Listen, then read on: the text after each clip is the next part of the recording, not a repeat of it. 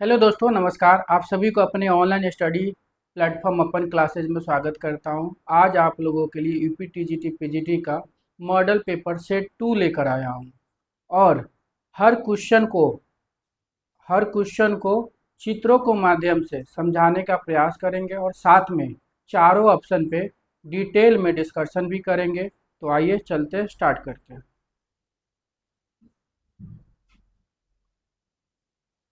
पहला क्वेश्चन आपका, संगीत में सुर प्रदान करने वाले 56 नक्काशीदार स्तंभों वाला प्रसिद्ध प्रसिद्ध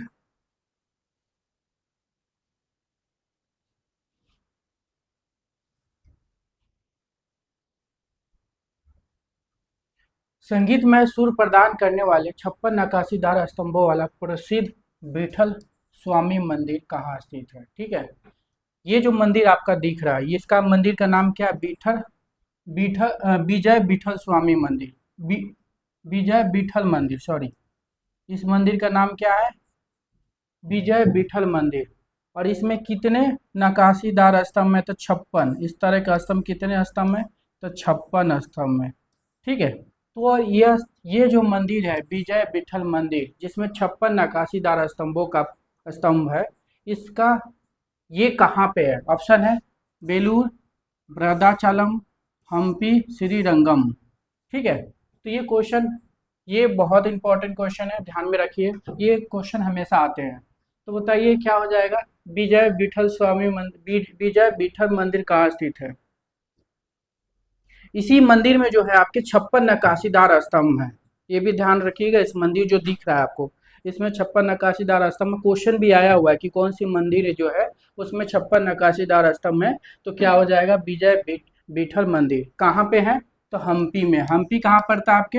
हम्पी कर्नाटक में पड़ता है। हम्पी कहाँ पड़ता है? कर्नाटक में पड़ता है।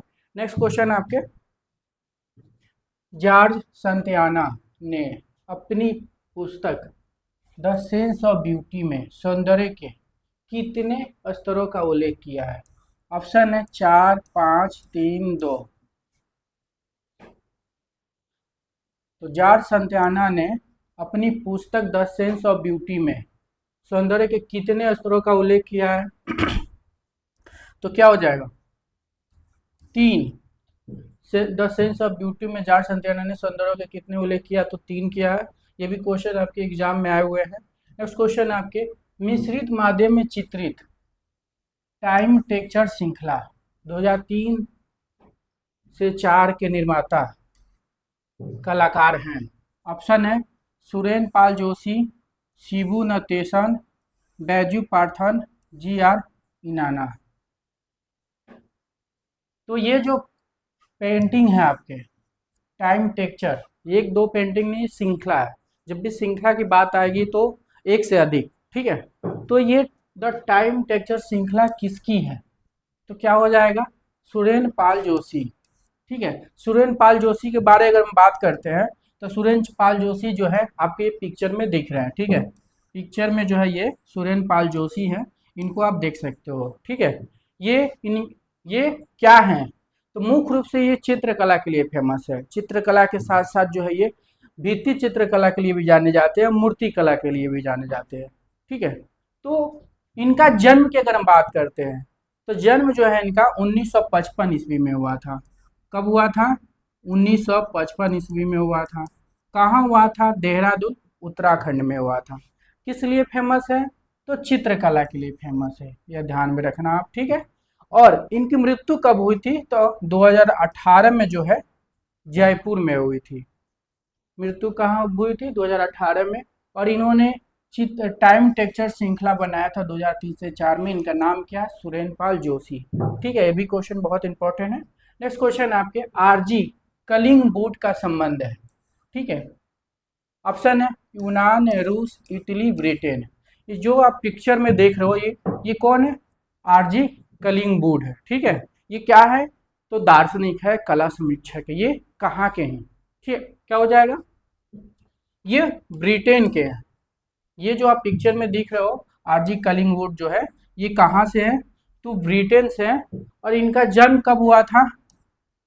1889 में। इनकी एक पुस्तक है प्रिंसिपल ऑफ आर्ट, बहुत फेमस है, एग्जाम में, हर एग्जाम में पूछा जाता है कि प्रिंसिपल ऑफ आर्ट किसकी है, तो कलिंगवुड की, इन्हीं की है, ठीक है। और इनका जन्म 1889 में ब्रिटेन, ब्रिटेन नहीं है तो इंग्लैंड हो जाएगा,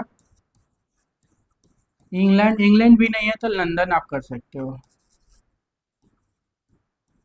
ठीक है।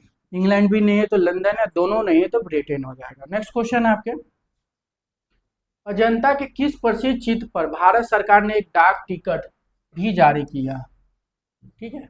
ऑप्शन है आपका मार विजय, मंडरासर राजकुमारी, माता पुत्र, पद्म पानी, बोधिसत्व। ये जो आप चित्र दिख रहे हो, दिख रहा है, ठीक है, ये चित्र जो है इसी चित्र पे भारत सरकार ने क्या किया था, एक डाक टिकट जारी किया था। इसका नाम क्या है, इसका नाम क्या है, तो सभी को पता है, पद्म पानी बोधिसत्व, पद्म पानी बोधिसत्व इनका नाम है। और ये किस मुद्रा में खड़े हैं, अगर हम इस पद्म पानी बोधिसत्व के मुद्रा की अगर हम बात करते हैं तो त्रिभंग मुद्रा में है, ठीक है। त्रिभंग मुद्रा बोले तो जो तीन तरह से क्या हो, शरीर हमारे जो टूटा होता है उसे त्रिभंग बोलते हैं, ठीक है। अगर हम इनकी बात करते हैं, इनकी मुद्रा, तो त्रिभंग क्वेश्चन आ चुका है कि त्रिभंग मुद्रा है इनका। लेकिन अगर क्वेश्चन कभी आए कि जो पद्म पानी बोधिसत्व में जो गौतम बुद्ध जो है अपने हाथ में या कौन से हाथ में कमल का फूल लिए हुए हैं, तो दाहिने हाथ में आपके कमल के फूल लिए हुए हैं। और ये कमल के फूल जो है किस कलर का, ये क्वेश्चन आया हुआ है कि पद्म पानी बोधिसत्व में जो महात्मा बुद्ध हैं वो कौन सी कलर का कमल लिए हुए हैं, तो आपको पता होना चाहिए नीले रंग के लिए हुए हैं, ठीक है, नीले रंग का। ये क्वेश्चन आ चुके हैं एग्जाम में। अगर हम बात करते हैं जो पिक्चर दिख रहा है पद्म पानी बोधिसत्व, ये किस गुफा में है, तो ये गुफा संख्या 7 में है, ठीक है। किस गुफा में, सॉरी गुफा संख्या 7 नहीं, गुफा संख्या 1 में ये।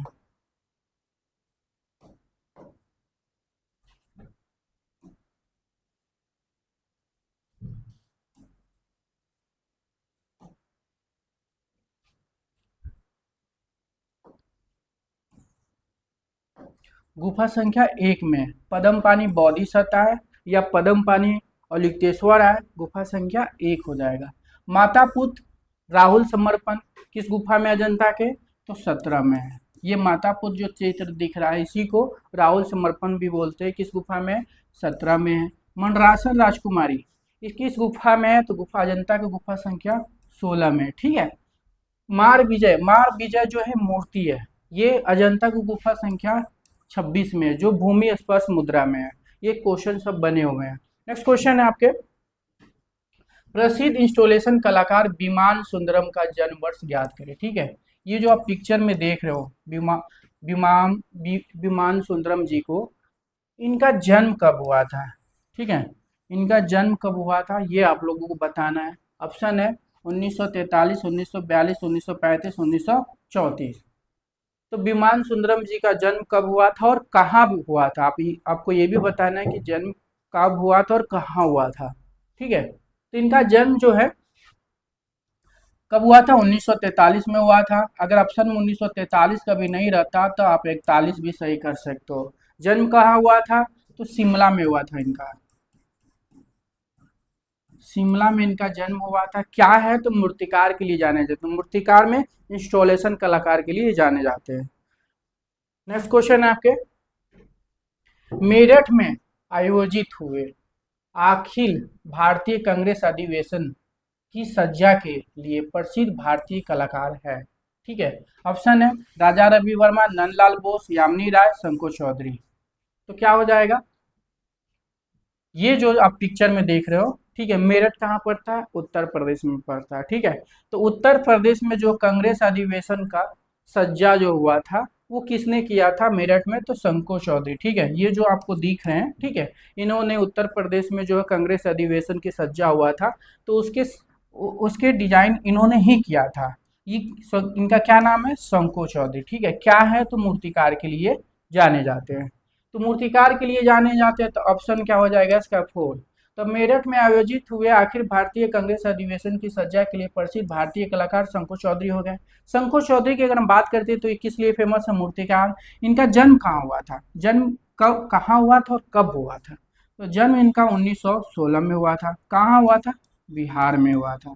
ठीक है, ये भी ध्यान में रखना आप कि बिहार में इनका जन्म हुआ था। और बिहार में संताल जनजाति में इनका जन्म हुआ था। ये संताल जनजाति है। संथाल जनजाति के कलाकार के लिए कौन जाने जाते हैं? रामकिंकर बैस। और ये खुद संथाल जनजाति थे। यामिनी राय की अगर हम बात करते हैं तो यामिनी राय क्या है? लोक कलाकार है, चित्रकार के लिए फेमस है। इनका जन्म कहाँ हुआ था? बंगाल में हुआ था। कब हुआ था? तो 1887 में हुआ था। तो 1887 में इनका जन्म हुआ था। बंगाल के बकुड़ा के बेलियातोर में हुआ था। नंदलाल बोस की अगर हम बात करते हैं तो नंदलाल बोस क्या है? ये चित्रकार भी हैं, भित्ति चित्रकार भी है, प्रिंट मेकर भी हैं, अनिनाथ टैगोर के शिष्य भी हैं। ठीक है, नव बंगाल कला के लिए इनको जाना भी जाता है। इनका जन्म जो है इनका कब हुआ था? 1882 में हुआ था। कहाँ हुआ था? बिहार के मुंगेर के खड़गपुर गांव में हुआ था।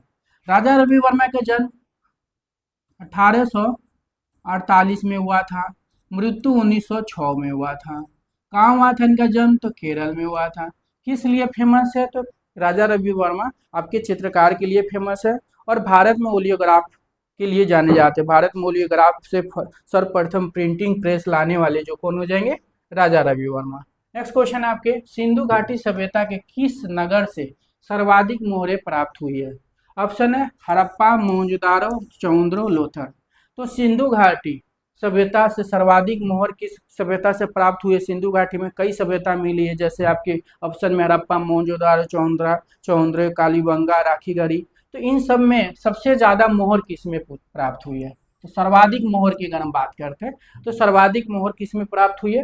तो मोहनजोदारो में। मोहनजोदारो में कितनी प्राप्त हुई? 1200 से लेके 1200 से 1800 1800 लगभग मोहरें मिली यहाँ पे।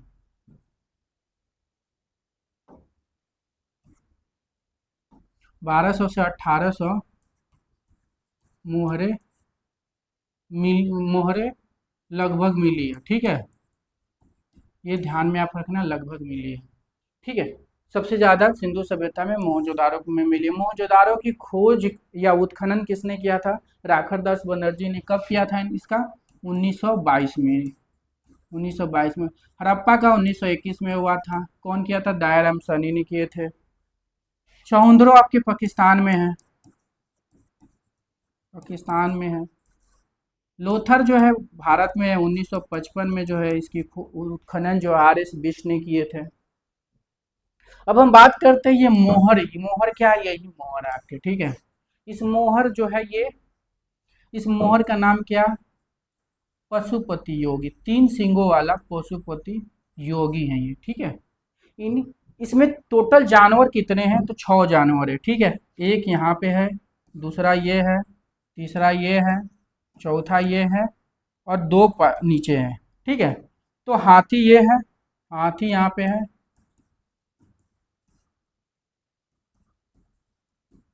बाघ, भैंसा, गेंडा। ठीक है, तो क्या हो जाएगा? ये गेंडा। तो नीचे हिरन, तो नीचे हिरन है। ठीक है, तो कभी क्वेश्चन आ जाता है कि पशुपति योगी के लेफ्ट साइड में कौन सी जानवर है? तो लेफ्ट साइड में अगर हमको देखना है तो क्या करेंगे? आकृति जिस जिस जिस हिसाब से आकृतियों को आप देख रहे हैं ना, तो आकृति के हिसाब से आप खड़े हो जाओ। जैसे मैं आकृति के हिसाब से खड़े हो गया। अब क्या है कि हमारे बाएं हाथ में क्या है? हाथी है, बाघ है। ठीक है, तो बाएं हाथ साइड क्या है? हाथी और बाघ। बोले हाथी और बाघ सबसे मजबूत जानवर होता है, तो हमारा बायां हाथ कमजोर है। आप ट्रिक से अगर हम उसको याद करना चाहें तो क्या है? हमारा बायां हाथ कमजोर है, लेकिन मोहर में मजबूत पक्ष हो जा रहा है, जैसे कि हाथी और बाघ सबसे मजबूत। ठीक है, तो हाथी और बाघ बायां हाथ की साइड याद रखना। ठीक है, और दाहिने हाथ साइड जो है गेंडा और भैंसा को याद रखना। ठीक है, कमजोर जो, हाँ हमारा हाथ मजबूत है दाहिना हाथ, तो दाहिना के हाथ की तरफ जो है कमजोर जानवर दिखाया गया है।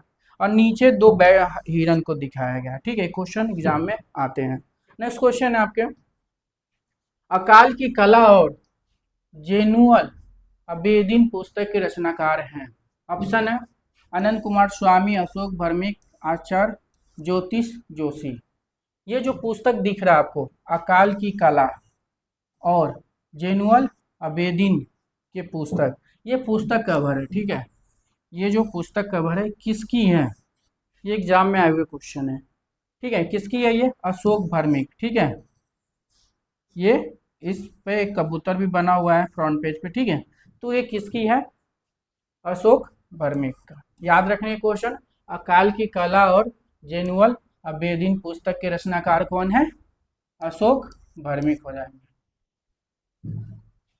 नेक्स्ट क्वेश्चन है, हजार सितुन महल स्थित है।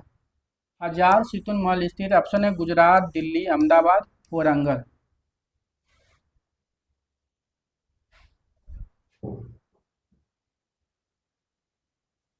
तो हजार सितुन महल स्थित है कहाँ पे है, दिल्ली में है। ध्यान में ये भी रखना, ये क्वेश्चन एग्जाम में आए हुए हैं कि हजार सितुन महल कहाँ है, दिल्ली में है। नेक्स्ट क्वेश्चन है आपके, सबरी राय चौधरी ने किसके निर्देशन में कला शिक्षा प्राप्त की। ऑप्शन है प्रदोष दास गुप्ता, शांति देवी, देवी प्रसाद राय चौधरी, रामकिंकर वैद्य। तो सबरी राय चौधरी जो है क्या है, एक मूर्तिकार है। अगर हम इनकी बात करते हैं तो क्या है, मूर्तिकार है। और कहाँ से संबंध रखते हैं, ये लखनऊ कला विद्यालय से संबंध रखते हैं सबरी राय चौधरी। और सबरी राय चौधरी के कला गुरु कौन है, तो आपको पता होना चाहिए प्रदोष दास गुप्ता, ठीक है। प्रदोष दास गुप्ता वही है जो कोलकाता ग्रुप के क्या थे, संस्थापक थे, ये कोलकाता ग्रुप की स्थापना करने वाले हैं ये। तो ये इनके गुरु हो जाएंगे प्रदोष सबरी राय चौधरी का। तो सबरी प्रदोष दास गुप्ता क्या है, तो ये मूर्तिकार के लिए जाने जाते हैं। इनका जन्म 1912 में हुआ था, कहाँ हुआ था, बांग्लादेश में हुआ था। प्रदोष दास गुप्ता का जन्म कहाँ हुआ था, बांग्लादेश में हुआ था, ठीक है। और प्रदोष दास गुप्ता जो है देवी प्रसाद राय चौधरी के शिष्य है। ये भी ध्यान में आप रखना कि प्रदोष दास के गुरु कौन है, देवी प्रसाद राय चौधरी है। अगर हम शांति देवी की बात करते तो शांति देवी जो है ये एन.एस. बेंद्रे के शिष्य हैं। और इनका जन्म, ये क्या है, तो चित्रकार है। शांति देवी क्या है, तो आपके चित्रकार है। ऊपर ऊपर से जो भी क्वेश्चन आपके एग्जाम में बनते हैं, कौन सा आर्टिस्ट का जन्म कब हुआ था, कौन सा आर्टिस्ट कहाँ क्या है, कौन सा आर्टिस्ट का जन्म स्थान कहाँ हुआ है, किस माध्यम में काम किया, मतलब एक एक आर्टिस्ट से 4-5 जो क्वेश्चन निकलते हैं ना ऊपर ऊपर, मैं आपको यहीं प्रैक्टिस में ही बता दे रहा हूँ ताकि अलग से आपको पढ़ने की जरूरत ना पड़े। तो शांति देवी क्या है, आपके चित्रकार है, एन.एस. बेंद्रे के शिष्य हैं। इनका जन्म 1931 में हुआ था, गुजरात में हुआ था। और इन्होंने पढ़ाई जो है गुजरात से ही किया था, बड़ोदरा स्कूल से, ठीक है। देवी प्रसाद चौधरी जो है, अगर हम इनकी बात करते हैं तो ये क्या है, भी मूर्तिकार के लिए जाने जाते हैं। इनका जन्म 1899 में हुआ था और इनका भी जन्म बांग्लादेश में हुआ था, ठीक है। इनका भी जन्म कहाँ हुआ था, बांग्लादेश में हुआ था। किस लिए फेमस है, तो मूर्तिकार के लिए भी फेमस है और चित्रकार के लिए भी जाने जाते हैं। तो मुख्य रूप से क्या है, ये चित्रकार है। अगर हम रामकिंकर बैच की बात करते हैं तो रामकिंकर बैच की अगर हम बात करते हैं तो क्या है, ये भी मूर्तिकार है आपके, ठीक है। इनका जन्म 1906 ईस्वी में हुआ था। 1906 ईस्वी में हुआ था, कहाँ हुआ था, बंगाल के, 1906 ईस्वी में हुआ था बंगाल के बकुरा के जूगीपारा में इनका जन्म हुआ था। मुख्य रूप से किस लिए जाने जाते हैं, मूर्तिकार के लिए जाने जाते हैं। चित्रकार भी है, मूर्तिकार भी है, लेकिन मुख्य रूप से मूर्तिकार। नेक्स्ट क्वेश्चन है, विश्व की सबसे महंगी साड़ी किस चित्रकार के चित्रों की नकल है, जो बेशकीमती 12 रत्नों एवं धातुओं से जड़ी 40 लाख रुपए की साड़ी को दुनिया की सबसे महंगी साड़ी के तौर पर Limca book of world record में शामिल किया गया। ऑप्शन है यामिनी राय, अमृता शेरगिल, के वेंकटप्पा और राजा रवि वर्मा। तो क्या हो जाएगा, क्या हो जाएगा आपका, विश्व की सबसे महंगी साड़ी किस चित्रकार के चित्रों की नकल है, जो बेशकीमती 12 रत्नों एवं धातुओं से जड़ी 40 लाख रुपए की साड़ी को दुनिया की सबसे महंगी साड़ी के तौर पे Limca book of world record में शामिल किया गया। क्या हो जाएगा, राजा रवि वर्मा, ठीक है। ये आप जो साड़ी देख रहे हो, ठीक है, ये जो साड़ी जो है दुनिया की सबसे महंगी साड़ी है, ठीक है। अगर हम इसके डिटेल की बात करते हैं तो विश्व के सबसे महंगी रेशम की साड़ी को चेन्नई सिल्क से बनाया गया था। ये विश्व के सबसे महंगी साड़ी है जिसको चेन्नई सिल्क से बनाया गया था। और इसे जनवरी 2008 जनवरी 2008 में करीब 40 लाख रुपया में बेचा गया था। जनवरी 2008 में जो है 40 लाख रुपया में बेचा गया था इस साड़ी को। इसमें भारतीय कलाकार राजा रवि वर्मा की बनाई गई 11 तस्वीर बनी थी। यहाँ पे जो है राजा रवि वर्मा का 11 तस्वीर आपको दिख रहा होगा, ठीक है। तो राजा रवि वर्मा की बनाई गई 11 तस्वीर है और इसे तैयार करने में करीब 4760 घंटे लगे और इसमें हीरा, सोना और अन्य रत्न जड़ित इस साड़ी का वजन लगभग 8 किलोमीटर है, सॉरी 8 केजी है। ये भी ध्यान रखना है, साड़ी का वजन कितना, 8 केजी। तो दुनिया की सबसे महंगी साड़ी जो है राजा रवि वर्मा के पेंटिंग पे बनी है। म्यूजिशियन करके कोई पेंटिंग है इनकी, गैलेक्सी ऑफ म्यूजिशियन, वही वाला पिक्चर है यहाँ पे, ठीक है। नेक्स्ट क्वेश्चन आपके, किस कलाकार ने अपना कला स्टूडियो कृपाल कुंभ नाम से स्थापित किया? ऑप्शन है भोरी सिंह शेखावत, कृपाल सिंह शेखावत, SL पराशर, A रामचंद्रन। तो आप ये जो पिक्चर में देख रहे हो, ठीक है, इन्होंने एक स्टूडियो स्थापित किया था, किस नाम से? कृपाल कुंभ के नाम से। इनका नाम क्या है? इनका नाम क्या, अगर हम बात करते तो क्या हो जाएगा इनका नाम? कृपाल सिंह शेखावत, ठीक है। इनका नाम जो है कृपाल सिंह शेखावत, आप सभी ने नाम सुना होगा, ठीक है।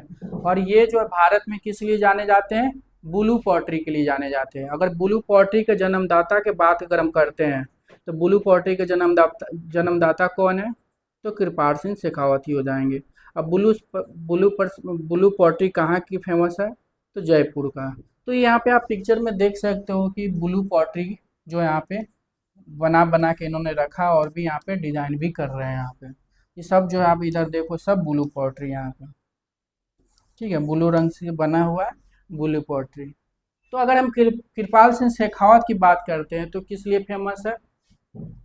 ये भित्ति चित्रकार भी बनाते थे और पॉटरी कला के लिए भी जाने जाते हैं। इनका जन्म अगर हम बात करते हैं तो 1922 में हुआ था। कहाँ हुआ था?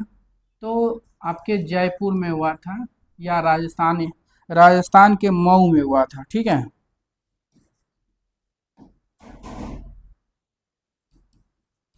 जयपुर में कोई मऊ नाम के कोई गांव है, वहां पे इनका जन्म हुआ था। राजस्थान के मऊ, याद रखो आप, ठीक है। नेक्स्ट क्वेश्चन आपके, भारतीय मूल के किस कलाकार को 1991 ईस्वी में ब्रिटेन का प्रतिष्ठित टर्नर पुरस्कार मिला? ऑप्शन है अनीश कपूर, सुबोध गुप्ता, अमृता प्रीतम, GK महांत्रे। तो ये जो आप पिक्चर में इनको देख रहे हो, ठीक है, इन्हें टर्नर पुरस्कार कब मिला था? 1991 ईस्वी में, ठीक है। 1991 में टर्नर पुरस्कार मिला था और ये भारत का सबसे महंगे मूर्तिकारों में गिने जाते हैं। तो इनका नाम आपको बताना है कि इनका नाम क्या है। इनका नाम क्या हो जाएगा? अनीश कपूर, ठीक है। ये किस लिए फेमस है? मूर्तिकार के लिए फेमस है। मूर्तिकार के साथ साथ जो है आपके इंस्टॉलेशन कलाकार के लिए भी जाने जाते हैं ये। इनका जन्म जो है मुंबई में हुआ था 1954 में, जो है कहाँ हुआ था जन्म? मुंबई में इनका जन्म हुआ था। सुबोध गुप्ता का 1964 में बिहार में हुआ था, सुबोध गुप्ता क्या है? तो ये भी मूर्तिकार और इंस्टॉलेशन कलाकार के लिए जाने जाते हैं। नेक्स्ट क्वेश्चन है, भारतीय प्रागैतिहासिक चित्रकला पुस्तक का रचनाकार कौन है? ऑप्शन है AH बादरिक, अमरनाथ दत्त, जगदीश गुप्त, DH गार्डन, ठीक है। तो ये जो आप पुस्तक के कवर देख रहे हो, ये पुस्तक के कवर की हम बात करते हैं तो ये पुस्तक जो है किसने लिखा? भारतीय प्रागैतिहासिक चित्रकला या प्रागैतिहासिक भारतीय चित्रकला, ठीक है, किसने लिखा है? तो आपको पता है ये एग्जाम में कई बार क्वेश्चन आया हुआ है, जगदीश गुप्त, ठीक है। जगदीश गुप्त, चाहे वो प्रागैतिहासिक भारतीय चित्रकला है या भारतीय प्रागैतिहासिक चित्रकला है, कौन हो जाएगा? जगदीश गुप्त। नेक्स्ट क्वेश्चन है, निम्नलिखित में से कौन सा कथन सही नहीं है? ऑप्शन है श्रवणबेलगोला में गोमतेश्वर की मूर्ति जो जैनों के अंतिम तीर्थंकर का प्रतिनिधित्व करती है। भारत का सबसे बड़ा बौद्ध मठ अरुणाचल प्रदेश में है। खजुराहो के मंदिर चंदेल राजवंशों के शासनकाल में निर्मित किए गए थे। होसलेश्वर का मंदिर शिव को समर्पित है। तो क्या पूछा, निम्नलिखित में से कौन सा कथन गलत है? आपको कथन गलत बताना है। तो क्या हो जाएगा, होसलेश्वर का मंदिर शिव को समर्पित है, ये आपको सही है, शिव को समर्पित है। खजुराहो के मंदिर चंदेल राजाओं के शासनकाल में निर्मित किए गए थे, ये भी सही है। भारत का सबसे बड़ा बौद्ध मठ अरुणाचल प्रदेश में, ये भी बात सही है। तो गलत क्या हो जाएगा आपका, सरबन बेल गोला में गुप्तेश्वर की मूर्ति जैनों के अंतिम तीर्थंकर का प्रतिनिधित्व करती है, ये क्वेश्चन आपका गलत हो जाएगा। सरबन बेल गोला में गुप्तेश्वर की मूर्ति जैनों का तो समर्पित है, लेकिन अंतिम तीर्थंकर का नहीं। किसका है? प्रथम का है। प्रथम तीर्थंकर का क्या नाम है? प्रथम तीर्थंकर का है। अब प्रथम तीर्थंकर कौन है? ऋषभदेव आदिनाथ, ठीक है। तो प्रथम तीर्थंकर का ऋषभदेव आदिनाथ के बेटे का ये बाहुबली की प्रतिमा है, ठीक है। तो ये ध्यान रखना आप, प्रथम तीर्थंकर के ऋषभदेव और आदिनाथ के बेटे जो थे गोमतेश्वर बाहुबली, उनकी ये प्रतिमा है। ये प्रतिमा कहाँ रखी गई है? तो कर्नाटक में है, ठीक है। तो आंसर क्या हो जाएगा? पहला हो जाएगा। नेक्स्ट क्वेश्चन, भारत के सांस्कृतिक इतिहास के संदर्भ में पंचायतन शब्द निम्नलिखित में से किससे संदर्भित है? ऑप्शन है गांव के बुजुर्गों की सभा, एक धार्मिक संप्रदाय, चैत्य गुफाओं का समूह, मंदिर निर्माण करने की एक शैली। तो क्या हो जाएगा? पंचायतन शब्द बताना है आपको। भारत के संस्कृति इतिहास के संदर्भ में पंचायतन शब्द निम्नलिखित में किससे संबंधित? पंचायतन शब्द क्या होता है? जैसे क्या होता है, हम अगर कोई मूर्ति, अगर हम मंदिर बनाते हैं,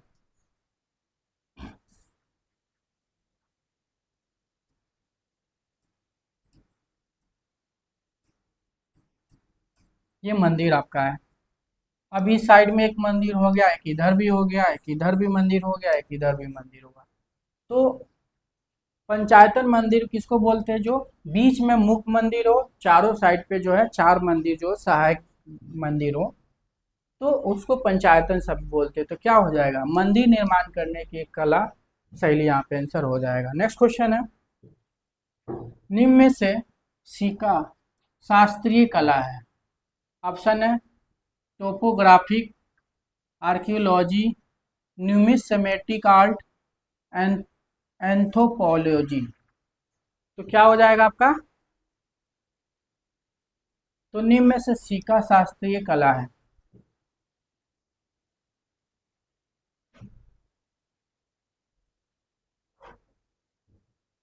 तो क्या हो जाएगा?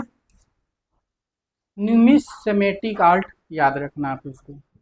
नेक्स्ट क्वेश्चन है आपके, सन 1958 ईस्वी में देवी प्रसाद राय चौधरी ने कौन सा अवार्ड प्राप्त किया? 1958 ईस्वी में जो है देवी प्रसाद राय चौधरी को कौन सा अवार्ड मिला? अब हम अवार्ड की बात करते हैं तो सबसे बड़ा अवार्ड, 4 अवार्ड होते हैं, ठीक है। सबसे बड़े में कौन सा हो जाएगा? भारत रत्न। जो भारत रत्न जो है कला के क्षेत्र में किसी को अभी तक नहीं मिला, ठीक है। तो कला के क्षेत्र में कौन कौन सा मिला हुआ है अभी तक? तो हम बात करते हैं पद्म विभूषण, ये सबसे बड़े, भारत रत्न के बाद का, भारत रत्न से छोटा है ये, ठीक है। पद्म भूषण पद्म विभूषण से छोटा है, और पद्म भूषण से भी छोटा है, क्या हो जाएगा? पद्म श्री, ठीक है। ये 3 पुरस्कार है, ठीक है, जो कला के क्षेत्र में मिला है। अगर कला के क्षेत्र में सर्वप्रथम किसको मिला था 1954 में? 1954 में सर्वप्रथम किसको मिला था? तो नंदलाल बोस को मिला था पद्म विभूषण, ठीक है, याद रखना, नंदलाल बोस को पद्म विभूषण मिला था 1954 में। फिर 1955 ईस्वी में, 1955 ईस्वी अगर हम बात करते हैं कि कला के क्षेत्र में 1955 में सर्वप्रथम पद्म भूषण किसको मिला था? तो यामिनी राय को, पहला बार यामिनी राय को। उसके बाद पद्म श्री जो है सर्वप्रथम किसको मिला था 1957 में? तो सुधीर रंजन कासगीर को मिला था। तो यहाँ पे क्वेश्चन में क्या बोला, 1958 में देवी प्रसाद राय चौधरी को कौन सा अवार्ड मिला था? तो क्या हो जाएगा, देवी प्रसाद राय चौधरी को पद्म पद्म भूषण मिला था। ध्यान में आप ये रखना कि देवी प्रसाद राय चौधरी को कौन सा पुरस्कार मिला था? पद्म भूषण मिला था। नेक्स्ट क्वेश्चन है, भारतीय फिल्म एंड टेलीविजन संस्थान की स्थापना कहाँ हुई? ट्रम्बे, गोवा, अहमदाबाद, पुणे।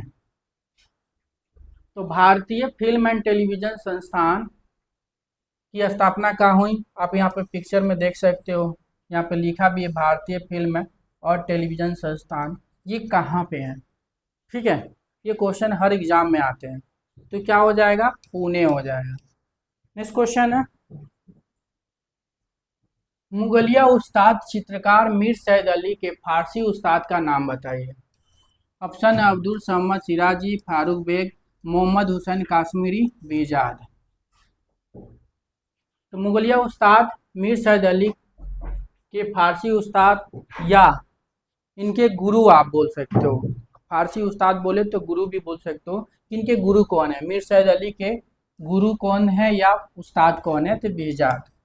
बेजाद जो है मीर सैयद अली के भी है, अब्दुल समद सिराजी के भी गुरु है, ध्यान आप रखना दोनों लोग को। और ये मीर सैयद अली और अब्दुल समद सिराजी जो है भारत कब आए थे? तो 1955 में जो है हुमायूं के साथ ये भारत दोनों लोग आए थे। नेक्स्ट क्वेश्चन है, चोलकालीन नटराज मूर्ति किस भंगिमा में है? समभंग, अतिभंग, त्रिभंग, पद्मासन।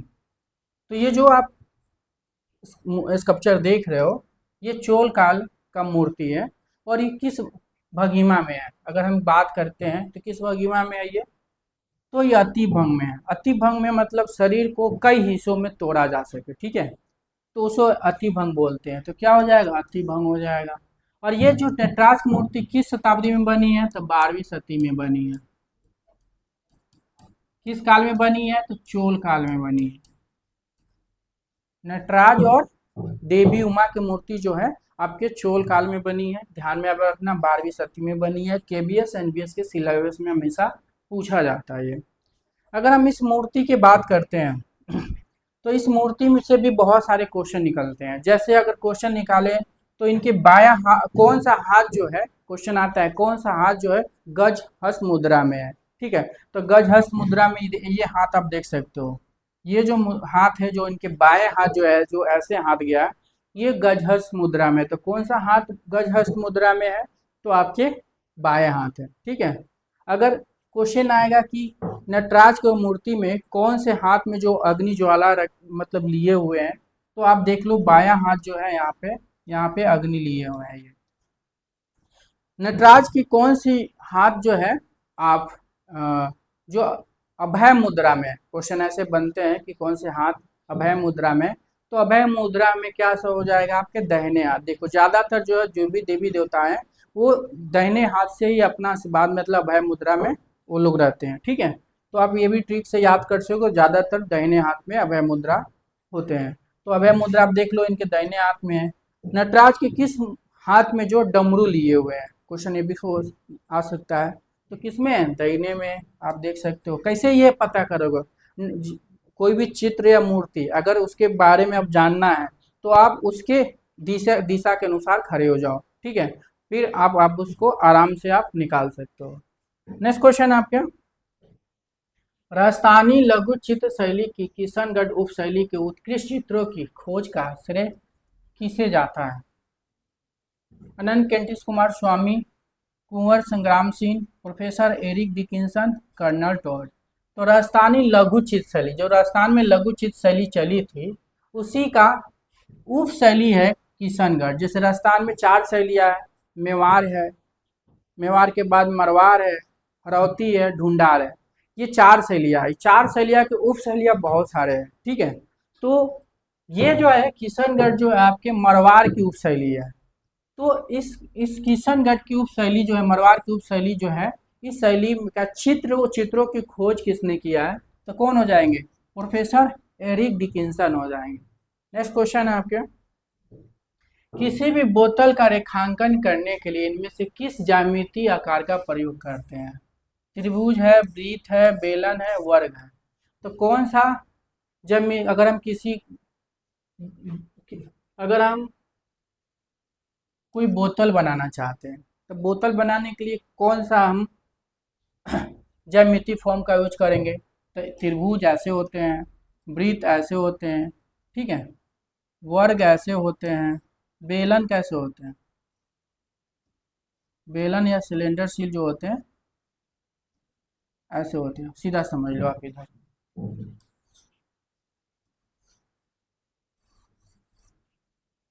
अगर कोई बोतल बनाना है तो हम लोग क्या करेंगे?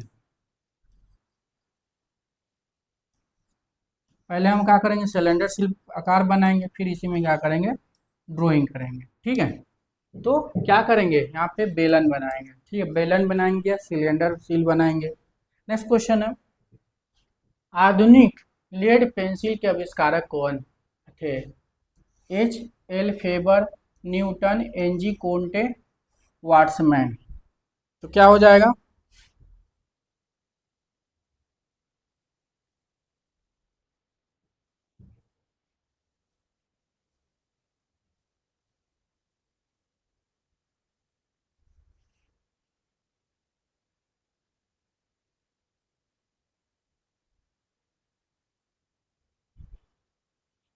तो आधुनिक लेड पेंसिल के आविष्कारक कौन हो जाएंगे? एनजी कोंटे। ध्यान रखना है, क्वेश्चन बहुत बार आया हुआ है एग्जाम में। आधुनिक लेड पेंसिल के आविष्कारक कौन है? एनजी कोंटे हो जाएंगे। अगर क्वेश्चन कभी आ जाएगा आधुनिक पेंसिल का आविष्कारक कौन है,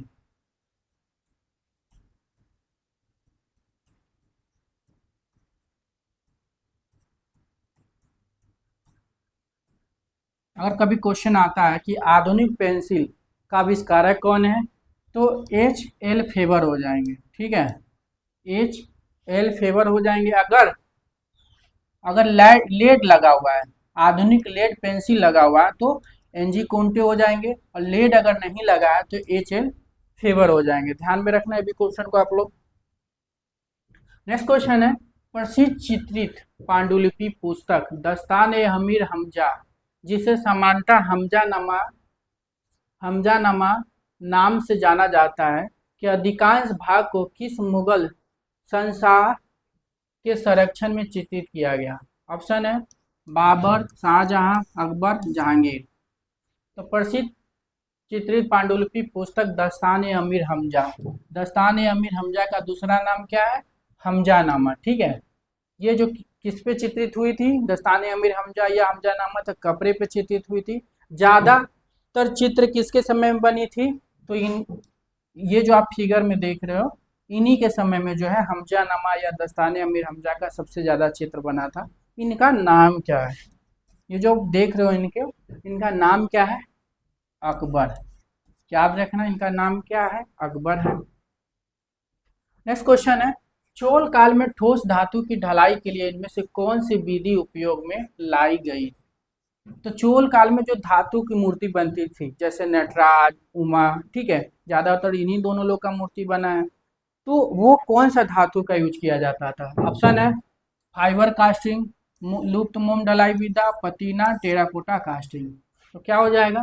चोल काल में ठोस धातु की ढलाई के लिए इनमें से कौन सी विधि का उपयोग में लाई गई थी? तो लुप्त मोम ढलाई विधा, बोले तो lost wax process. Next question आपके, एक डच कलाकार, ड्राफ्ट्समैन तथा प्रिंट मेकर की प्रसिद्ध कृति तीन गाय को चित्रित करने का श्रेय किसे जाता है? ठीक है, तो एक रफेल, विसेंट वैन गो, रेम्ब्रांड, सल्वाडोर डाली, ठीक है। ये जो आप पिक्चर में आप जिनको देख रहे हो, ठीक है, ये एक डच कलाकार है। क्या है? एक डच कलाकार है। और उसके बाद क्या है? ड्राफ्ट्समैन भी हैं ये, प्रिंट मेकर भी हैं ये, और एक इनकी तीन गाय चित्र भी है। तो पूछ क्या रहा है, इनका नाम क्या है? इनका नाम क्या हो जाएगा? सबको पता है, रेम्ब्रांड। इनका नाम रेम्ब्रांड है। ये बरोक आर्ट से जुड़े थे, यानी बरोक शैली के कलाकार थे, ठीक है। और क्या है, तो चित्रकार के लिए फेमस है ये, और ये प्रिंट मेकर में भी, मतलब प्रिंट मेकिंग में भी काम किए हैं ये। और इनका जन्म जो है हुआ था 1606 में हुआ था। नीदरलैंड नीदरलैंड या हाईलैंड, याद रखना, नीदरलैंड या हाईलैंड। और ये क्या है तो डच कलाकार। सुरवा डोलडाली जो अति यथार्थवादी कलाकार है, ठीक है। अगर हम इनकी बात करते हैं, इनकी जन्म की बात करते हैं तो 1904 में इनका जन्म हुआ था, स्पेन में हुआ था।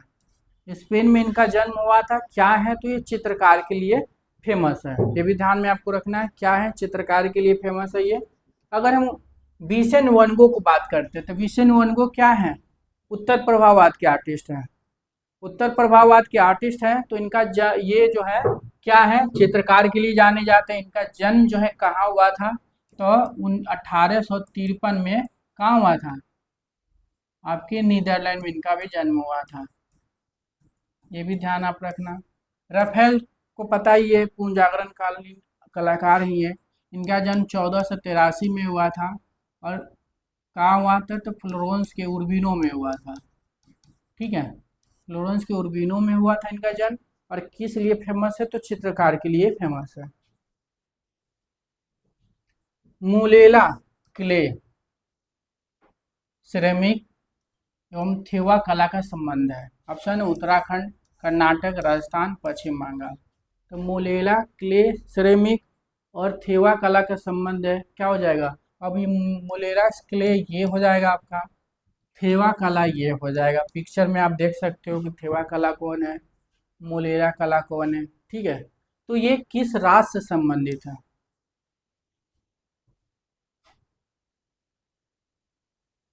तो क्या हो जाएगा, राजस्थान। याद रखने, क्वेश्चन एग्जाम में आया हुआ है। मुलेला किले जो है किस राज्य से संबंधित है तो राजस्थान से। नेक्स्ट क्वेश्चन है, विभाजन में सामंजस्य बनाने के लिए क्या आवश्यक है। ऑप्शन है अनावश्यक तत्वों से बचना, उचित बनावट का उपयोग, रंगों और स्वरों की भिन्नता, उपयुक्त में से सभी।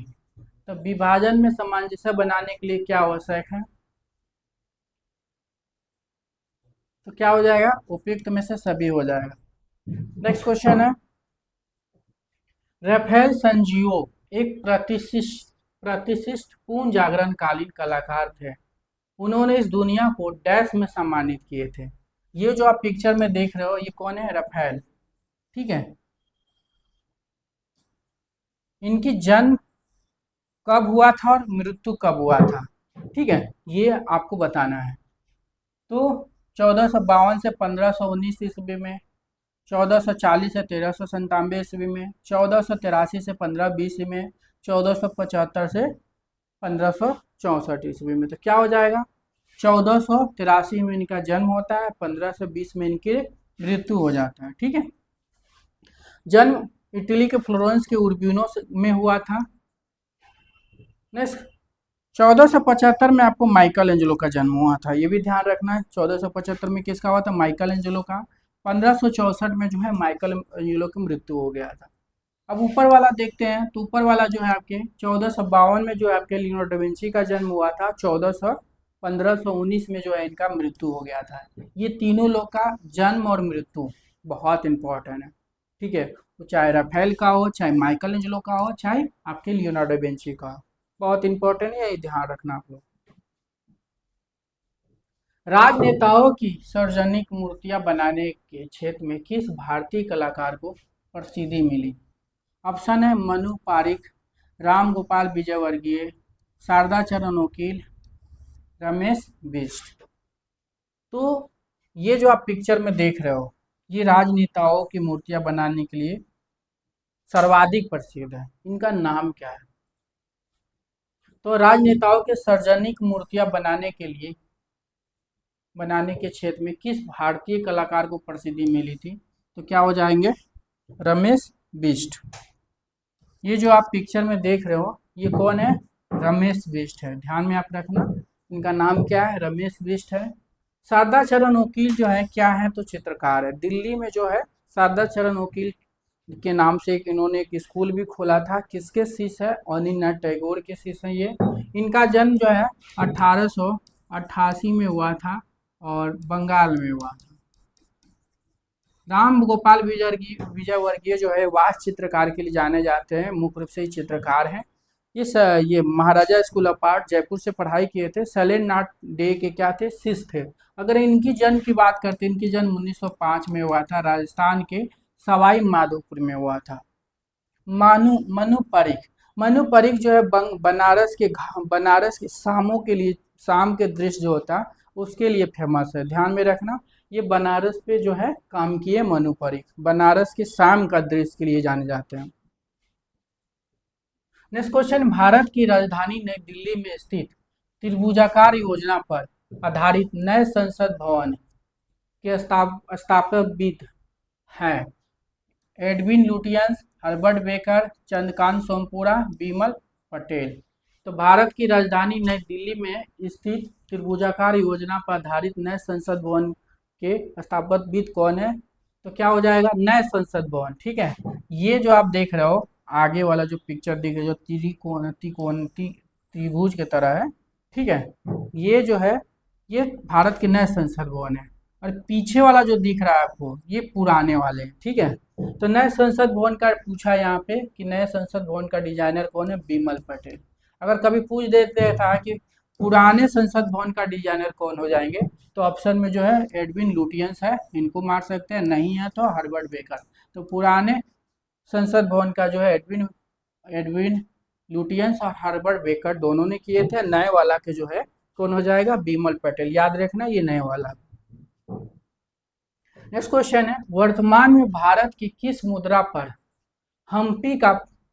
हम्पी का पत्थर से बना रथ दृष्टिगत होता है? ठीक है, तो वर्तमान में किस मुद्रा मतलब कौन से, मतलब किस पैसे पे जो है हम्पी के रथ बने हैं? जैसे आप पिक्चर में तो यहाँ पे दिख ही रहा है, ठीक है, 50 के नोट पे। ठीक है, ये वाला जो हम्पी का रथ जो दिख रहा है, ये 50 के नोट पे बना है, वही चीज़ यहाँ पे आप देख सकते हो। ठीक है, ये वाला जो पिक्चर बना है ये 50 के नोट पे बना है। ठीक है, और ये पूछा है किस नोट पे बना है, 50 पे। और हम्पी है कहाँ? अगर कभी क्वेश्चन आ जाता है कि हम्पी कहाँ है, तो क्या हो जाएगा, ये कर्नाटक में है। कहाँ है, कर्नाटक में। नेक्स्ट क्वेश्चन है आपके,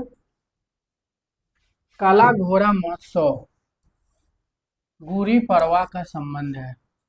ये जो काला घोड़ा आप दिख रहा है, ये काला घोड़ा महोत्सव है, और गुड़ी पड़वा ये है।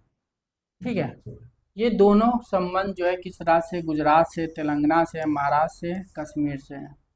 तो काला घोड़ा महोत्सव और गुड़ी पड़वा का संबंध है किस राज्य से है?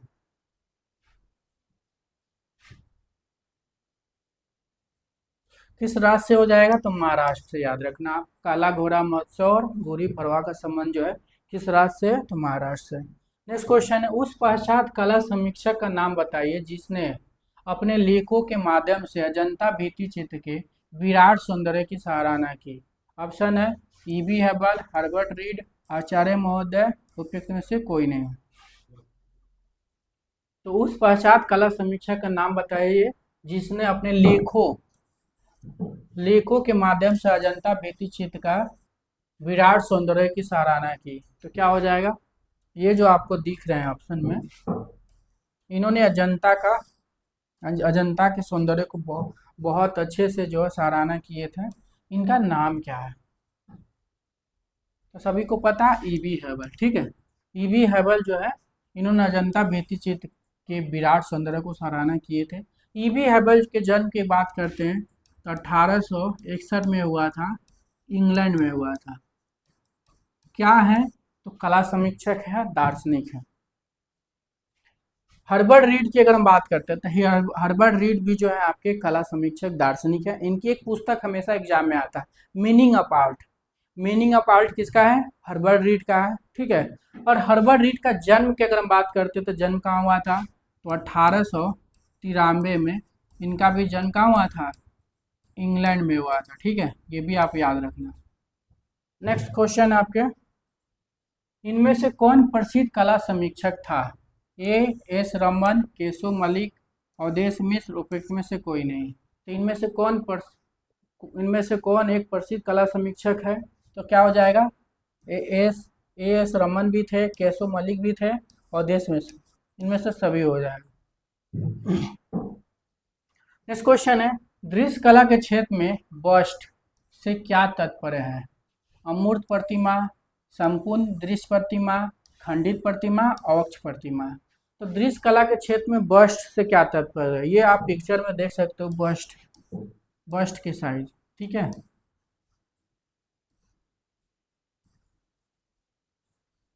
ये क्या है आपके? बस्ट, यहाँ से समझ सकते हो आप। बस्ट क्या है? जो हमारे शरीर, जैसे चेस्ट के ऊपर का जो पार्ट होता है, ठीक है, चेस्ट के ऊपर, ये क्या है? इसको बस्ट बोलते हैं। तो बस्ट क्या है? अवक्ष प्रतिमा है। क्या हो जाएगा आंसर इसका? अवक्ष प्रतिमा। नेक्स्ट क्वेश्चन है, किस सौंदर्य शास्त्री ने समस्त विश्व की कला को 3 भागों में प्रतीक, शास्त्रीय, स्वच्छंद में विभक्त किया? ऑप्शन है टोल्स्टॉय, हीगल, क्रोचे, रस्किन।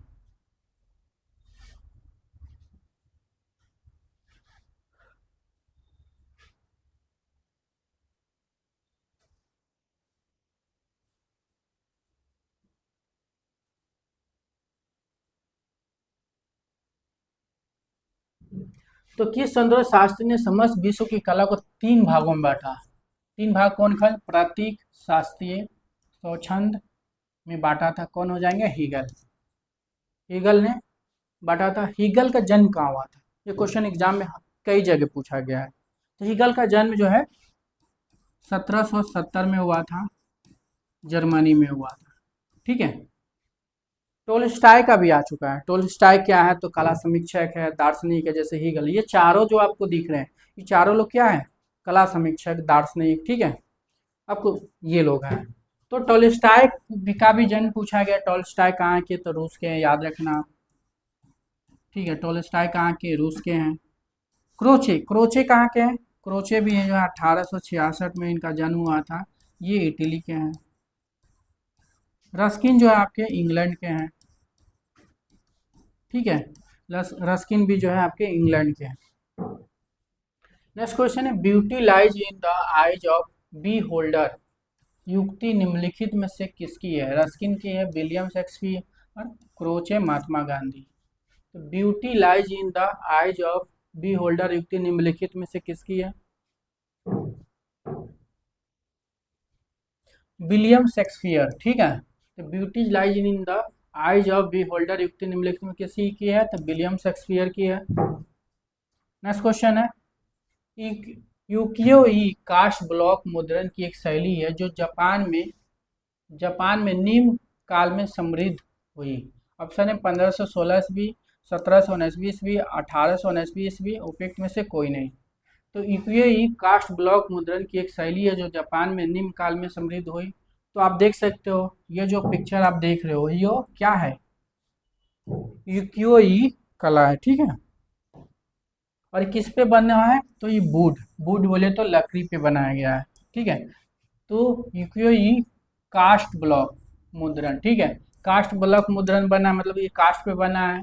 और ये कहाँ से संबंधित है? तो जापान से। क्वेश्चन भी कभी आ सकता है कि यूकियो ई कास्ट मुद्रण जो है कहाँ से संबंध है, ठीक है। तो जापान से है। और इसका प्रारंभ कब हुआ था? तो 1719वीं सदी ईस्वी। ये क्वेश्चन में कई बार आया हुआ एग्जाम में, ठीक है। नेक्स्ट क्वेश्चन है, होयसल स्मारक पाए जाते हैं। होयसल स्मारक पाए जाते हैं, ठीक है। तो क्या हो जाएगा?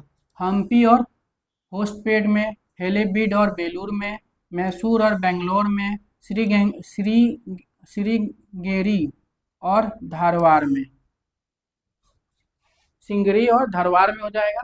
तो क्वेश्चन क्या हो जाएगा? होयसल स्मारक पाए जाते हैं।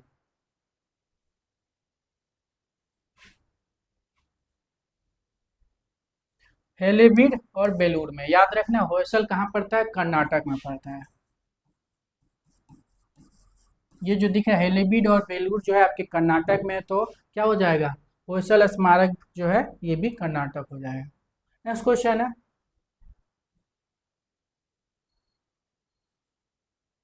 क्षय वृद्धि पर चर्चा करने वाली प्राचीनतम कृति निम्नलिखित में से मानी जाती है? नाट्यशास्त्र, चित्रसूत्र, चित्रलक्षणम, जयमंगला। तो क्षय वृद्धि पर चर्चा करने वाली प्राचीनतम कृति निम्नलिखित इससे मानी जाती है। तो क्षय वृद्धि पर किस पे चित्रित की गई है, क्या हो जाएगा आपका आंसर इसका? चित्रसूत। चित्रसूत जो है विष्णुतम उत्तर पुराण के तीसरे खंड के 35 से 43 अध्याय से लिया गया, यानी 9 अध्याय जो है चित्रसूत का है, जो विष्णुतम उत्तर पुराण से तीसरे खंड से लिया गया। और ये चित्रसूत या ये आपके विष्णुतम उत्तर पुराण कभी बोल दे कि किस शताब्दी में लिखी गई है, किसने लिखा है, तो गुप्त काल में लिखी गई है। ठीक है, 5 से 6ठी शताब्दी में लिखी गई है। और ये जो है आपकी लिखा कौन है? मार्कंडेय मुनि या नारायण मुनि। ठीक है, यह ध्यान में रखना, चित्रसूत या विष्णुतम उत्तर पुराण किसने लिखा है? मार्कंडेय मुनि या नारायण मुनि ने लिखे हैं। नाट्यशास्त्र जो है आपके भरत मुनि ने लिखे हैं। ठीक है, चित्रलक्षणम, चित्रलक्षणम किसकी रचना है? भयजीत या नंगजीत के हैं। ठीक है, जयमंगला किसकी है? तो जयमंगला सबको पता है, पंडित यशोधर की है। नेक्स्ट क्वेश्चन है आपके, किस मुगल शासक के काल में मुगल वास्तुकला राजस्थानी वास्तुकला से प्रबल रूप से प्रभावित हुई? ठीक है, ऑप्शन है हुमायूं, बाबर, शाहजहां, अकबर। तो ये जो आप पिक्चर में देख रहे हो अटपट्टी पगड़ी वाले, ठीक है, इनका नाम क्या है? क्वेश्चन आता है कि कौन सा मुगल बादशाह जो है अटपगड़ी पगड़ी पहने हुए हैं। तो ये जो है अटपगड़ी, याद रखना, ये अकबर के है ये। और पौने 2 चश्म चेहरे, इनकी चेहरे जो है अकबर के चेहरे पौने 2 चश्म चेहरे, मतलब मुगल शैली में जो चित्र बने हैं एक चश्म चेहरे में बने हैं। लेकिन अकबर एक ऐसे बादशाह हैं जो इनके एक पोर्ट्रेट जो है पौने 2 चश्म चेहरे में बने, ये भी ध्यान आप रखना। बाकी जो है सारे लोगों को लगभग एक चश्मे में बने हैं। अकबर जो है आप याद रखना, तो क्या हो जाएगा, किस मुगल शासक के काल में मुगल वास्तुकला राजस्थानी वास्तुकला से प्रबल रूप से प्रभावित हुआ? तो अकबर के समय में। ठीक है, नेक्स्ट क्वेश्चन है, सही मिलान नहीं है। ऑप्शन है भारतीय कला, B S. Agrawal, moving focus, Chintamani Kar, भुवनेश्वरी शिल्प प्रबंधावली, अनिना टैगोर, क्लेम्ड मोजेक, न्यूली तुली। तो क्या इनमें से कौन सा सही नहीं है? तो क्या हो जाएगा?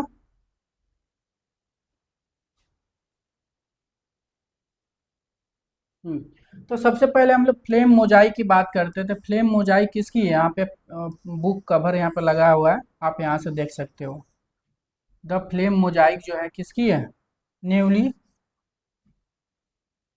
नेबली टूली, याद रखना, नेबली टूली का ये।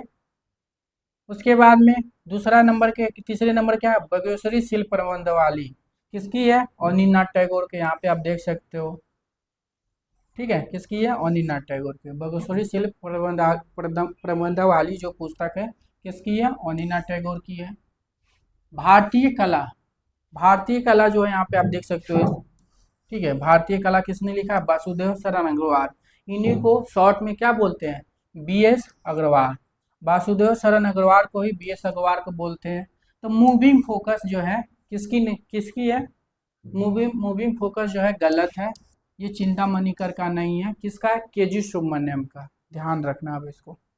नेक्स्ट क्वेश्चन है, भारत के ग्रामीण जीवन की चित्रकारी के लिए निम्नलिखित में से कौन भारतीय कलाकार सर्वाधिक प्रसिद्ध रहा? ऑप्शन आपके अमृता शेरगिल, राजा रवि वर्मा, ए रामचंद्रन, गुलाम रसूल, संतोष। तो ये जो आप चित्र में देख रहे हो, ठीक है, ये भारतीय कला, भारतीय ग्रामीण जीवन से प्रभावित है। ठीक है, तो इनका नाम क्या है? अमृता शेरगिल, याद रखना आप। भारत के ग्रामीण जीवन की चित्रकारी के लिए निम्नलिखित में से कौन भारतीय कलाकार सर्वाधिक प्रसिद्ध है? तो अमृता शेरगिल। अमृता शेरगिल का जन्म 1913 में हुआ था, बुडापेस्ट हंगरी में हुआ था। 1941 में मृत्यु लाहौर पाकिस्तान में हुआ था। ठीक है, ये रामचंद्रन की जन्म जो 1935 में हुआ था। क्या है ये? तो चित्रकार के लिए जाने जाते हैं, भित्ति चित्रकार के लिए जानते हैं। शांति निकेतन से पढ़ाई इन्होंने किया था और केरल में इनका जन्म हुआ था। किसका? ये रामचंद्रन का। गुलाम रसूल संतोष, ये जो है एन.एस. बेंद्रे के शिष्य है और बड़ोदरा स्कूल से इन्होंने पढ़ाई किया था। और इनका जन्म 1929 में श्रीनगर में हुआ था। और किस लिए फेमस है? 1929 में जो है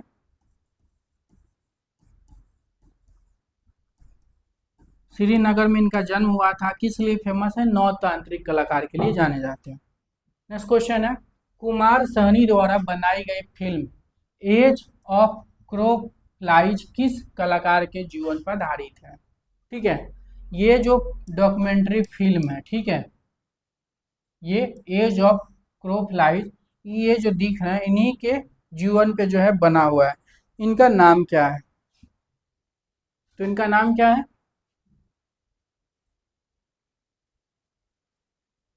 इनका नाम जो है अकबर पदमसी। ध्यान में रखना, इनका नाम क्या है? अकबर पदमसी।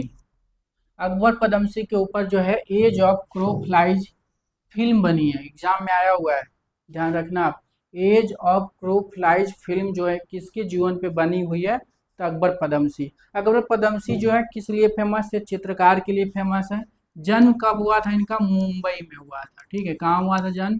मुंबई में हुआ था। भूपेन खक्खर क्या है? तो चित्रकार है। इनका जन्म 1934 में हुआ था। कहाँ हुआ था? तो इनका भी जन्म मुंबई में ही हुआ था। नालिनी मलानी जो है पाकिस्तान की कलाकार है ये। रामचंद्रन 1935 में आपके केरल के भित्ति चित्रकार के लिए जाने जाते हैं। नेक्स्ट क्वेश्चन है, और ये जो एज ऑफ क्रोकोडाइल्स फिल्म जो किसने बनाया था? कुमार साहनी ने। ये भी ध्यान रखना आप, एज ऑफ क्रोकोडाइल्स जो है किसने बनाया था? कुमार साहनी ने। किसके जीवन पे? अकबर पदमसी के जीवन पे। वर्ण की शुद्धता और प्रखरता की पहचान कराता है। ऑप्शन है रंगत, संगंधता, मान, तान। तो वर्ण की शुद्धता और प्रखरता की पहचान कराता है। क्या हो जाएगा? तो क्या हो जाएगा? संगंधता। ध्यान में रखना आप, क्या हो जाएगा? संगंधता। नेक्स्ट क्वेश्चन है आपके, सन 2000 ईस्वी से किस चर्चित चित्रकार, कला समीक्षक एवं संपादक के द्वारा काला दीर्घा अंतर्राष्ट्रीय पत्रिका का संपादन किया जा रहा है? ऑप्शन है अशोक वर्मिक, डॉक्टर ज्योतिष जोशी, अवधेश मिश्र, कृष्ण नारायण कक्कर। तो सन 2000 ईस्वी में किस चर्चित चित्रकार, कला समीक्षक एवं संपादक द्वारा काला दीर्घा अंतर्राष्ट्रीय कला पत्रिका का संपादन किया जा रहा है? तो क्या हो जाएगी? जो पिक्चर में आपको दिख रहे हैं इन्होंने ही क्या बनाया? काला दीर्घा। काला दीर्घा पत्रिका का प्रकाशन जो है इन्होंने ही करते, यही करते हैं। कहाँ से करते हैं? लखनऊ से करते हैं। और इनका नाम क्या है? इनका नाम की हम बात करते हैं तो अवधेश मिश्र। ध्यान में रखना, बिजुका श्रृंखला के लिए जाने जाते हैं। बिजुलका श्रृंखला जो है इनकी बहुत फेमस है, बिजुका, याद रखना आप। और ये कहाँ से? तो कला दीर्घा पत्रिका जो है लखनऊ से पब्लिश होती है। और किसके निर्देशन में होती है? अवधेश मिश्र। अवधेश मिश्र के बिजुका श्रृंखला जो है बहुत फेमस है, एग्जाम में भी आया हुआ है बिजुका श्रृंखला, ध्यान में रखना, पीटीजीटी में आया था। चित्रित ग्रंथ आर्य दानिश किस भारतीय साहित्य पर आधारित है? ऑप्शन है महाभारत, रामायण, भगवत पुराण, पंचतंत्र। तो चित्रित ग्रंथ आर्य दानिश किस भारतीय साहित्य पर आधारित है? तो क्या हो जाएगा? तो पंचतंत्र। ध्यान में आप रखना, क्या हो जाएगा? चित्रित ग्रंथ आर्य दानिश जो है पंचतंत्र पर आधारित है। और किसके समय में चित्रित हुआ था? अकबर के समय में। अकबर के समय में ये चित्रित हुआ था। नेक्स्ट क्वेश्चन है, सन 1958 के वीडियो मिले सुर मेरा तुम्हारा में प्रदर्शन के साथ भारत के व्यापक पहचान किस संगीतज्ञ को मिली? प्रसून जोशी, पीयूष पांडे, पंडित भीमसेन जोशी, कृष्णराव शंकर पंडित। तो सन 1988 के वीडियो मिले सुर मेरा तुम्हारा में प्रदर्शन के साथ भारत में व्यापक पहचान किस संगीतज्ञ को मिली थी? तो क्या हो जाएंगे? पंडित भीमसेन जोशी। ठीक है, पंडित भीमसेन जोशी को आप याद रखना। ये क्वेश्चन एग्जाम में आपके बैक पेपर में पीटीजीटी में आया हुआ है। ब्रजभूमि की रसलीला से उत्पन्न कथक एक परंपरागत नृत्य विधा है। यह भारत के किस राज्य से संबंधित है? गुजरात से, उत्तर प्रदेश, मध्य प्रदेश, महाराष्ट्र से। तो ब्रजभूमि की रसलीला से उत्पन्न कथक एक परंपरागत नृत्य विधा है। यह भारत के किस राज्य से संबंधित है? तो ये जो चित्र में आप देख रहे हो ये कौन सा नृत्य है? तो कथक। ठीक है, ये कथक कहाँ, मतलब कहाँ का है? तो उत्तर प्रदेश। अगर कथक कली आता है तो केरल हो जाएगा। सूजनी हस्तशिल्प का प्रचलन निम्न राज्य से है। राजस्थान, बिहार, गुजरात, उड़ीसा। तो सूजनी हस्तशिल्प का प्रचलन निम्न में से किस राज्य से है? तो सूजनी जो है किससे है? ये जो आप चित्र में देख रहे हो, ठीक है, ये सूजनी हस्तशिल्प है, ठीक है। अभी इसका ये किस राज्य से प्रचलन होता है? तो बिहार से। याद रखना, ये भी क्वेश्चन एग्जाम में आया हुआ है। कैलाश पर्वत को हिलाता रावण भारतीय मूर्तिकला के उत्कृष्ट कृतियों में से एक है, जो यहाँ पाई गई। अजंता में गुफा में, एलोरा गुफा में, सीतनवासन गुफा में, उदयगिरी को गुफा में। तो क्या हो जाएगा? ये जो आप पिक्चर में देख रहे हो, ठीक है, क्या नाम है? कैलाश पर्वत को हिलाता रावण, ठीक है। यहाँ पे शंकर जी बैठे हुए हैं, यहाँ पे पार्वती जी बैठी हुई हैं, और नीचे जो है रावण जो है ये कैलाश पर्वत को जो है क्या है? हिला रहे हैं, ठीक है। तो ये किस गुफा में है? एलोरा गुफा में। एलोरा गुफा का है महाराष्ट्र के औरंगाबाद में। कितनी गुफा है? 34 गुफा है। कितने धर्मों से? 3 धर्मों से संबंधित है। इस गुफा के टाइमिंग क्या है? तो 4 से 12वीं सदी में बनी थी। 4 से 12वीं सदी में बनी थी। कितने साल लगा था एलोरा गुफा बनाने में? तो 8 साल लग गया था। 8 साल लगा था बनाने में इसको। सीतनवासन गुफा जो है आपके जैन से मतलब समर्पित है, जैन धर्म से समर्पित है। तमिलनाडु में है, कावेरी नदी के किनारे स्थित है, ठीक है।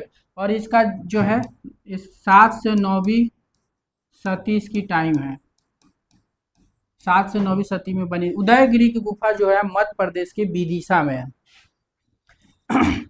ये गुप्त काल में बनी है, ठीक है, और हिंदू धर्म को समर्पित है।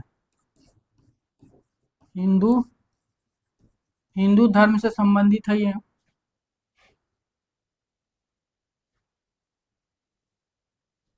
अजंता गुफा जो है आपके महाराष्ट्र के औरंगाबाद में है। इस मुद्रा को बुद्ध ने सारनाथ में अपने पहले उपदेश के दौरान प्रदर्शित किया था, और इसमें दोनों हाथ क्या है? शामिल है। ये दोनों हाथ जो है क्या है? शामिल है। इसका नाम क्या है? अंजलि मुद्रा, व्रज मुद्रा, वरद मुद्रा, धर्मचक्र परिवर्तन मुद्रा। तो क्या हो जाएगा? अंजलि मुद्रा, वज्र मुद्रा, वरद मुद्रा, धर्मचक्र परिवर्तन मुद्रा। क्या हो जाएगा आंसर इसका?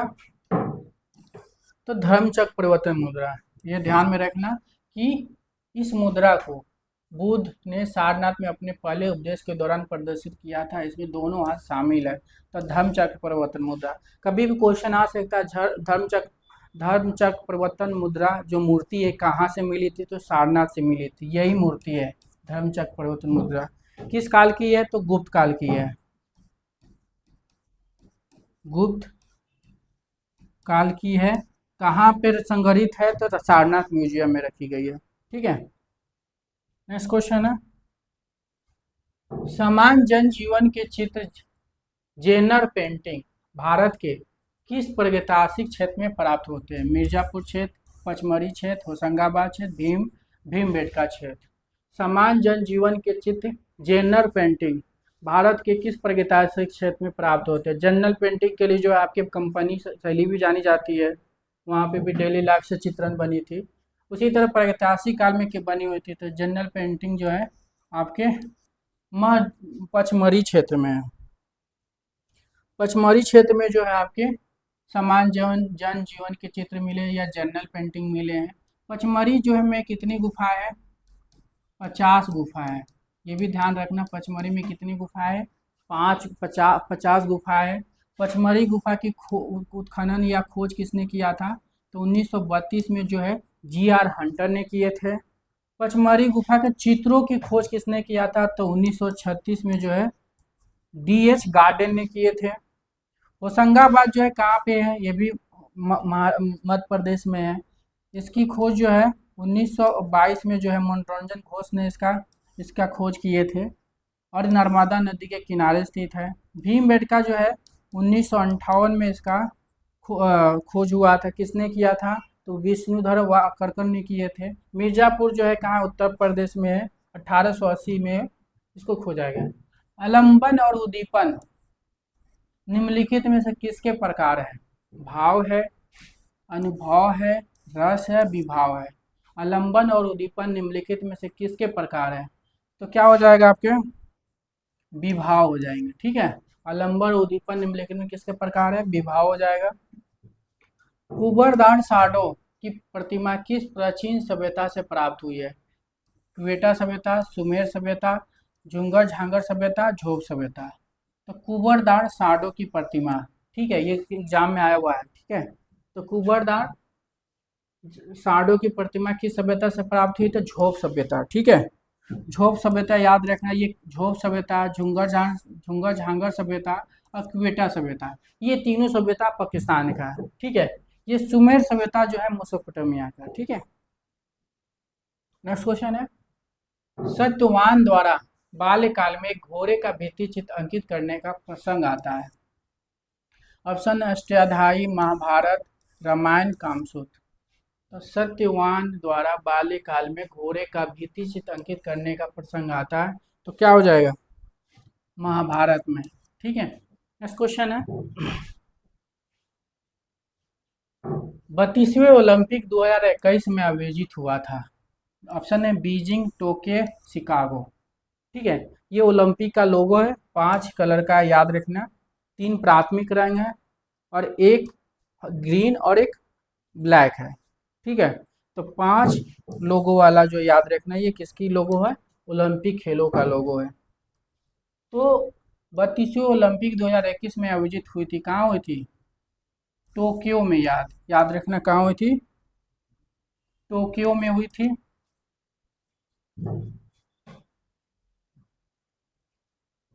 आपकी क्लास यहीं पे समाप्त होती है। अगर आपको मेरा क्लास पसंद आया हो तो लाइक करें, सब्सक्राइब करें और अधिक से अधिक लोगों को शेयर करें। Thank you.